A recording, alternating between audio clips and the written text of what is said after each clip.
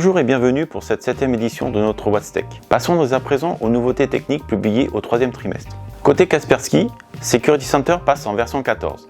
Elle propose l'installation de mises à jour et de correctifs de vulnérabilité pour les applications tierces sur un réseau isolé. L'ajout des profils out of office pour les périphériques macOS et plusieurs autres fonctionnalités et améliorations.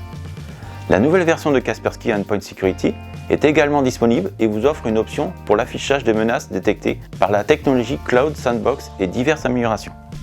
Avec sa nouvelle version 22.3, la solution d'archivage d'email Mailstore prend désormais en charge Microsoft Outlook 2021. De plus, des améliorations en matière de sécurité et une optimisation de l'expérience utilisateur ont été appliquées.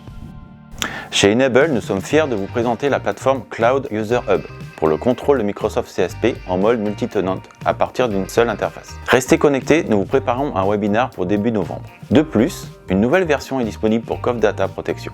Celle-ci apporte de nombreuses améliorations sur la partie Recovery Testing, une nouvelle console de management, la recherche par filtre via shortcode et bien d'autres encore. Concernant Insight RMM, l'agent Windows GA a été mis à jour.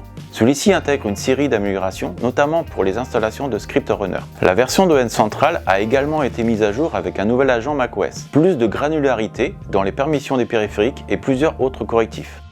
Pour Mail-Assure, un portail d'accès pour les end-users, traduit en français, est maintenant disponible pour des meilleures performances.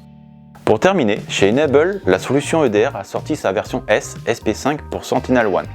Cette évolution apporte des améliorations significatives à la console de gestion. Côté BlackFog, de nombreuses nouveautés sont à découvrir telles que la sortie de la version 4.7 pour Android, la mise à jour de l'agent en 4.9.7 ou encore le module Breach à présent connecté au module Reports. Enfin, la nouvelle version de MDemon est disponible et comprend plusieurs correctifs et nouvelles fonctionnalités depuis sa dernière mise à jour, avec notamment des améliorations sur la partie MDemon Remote Admin. Cette What's Tech est à présent terminée. Je vous invite à vous abonner pour ne pas rater nos prochains tutoriels techniques et nos présentations produits. À très bientôt!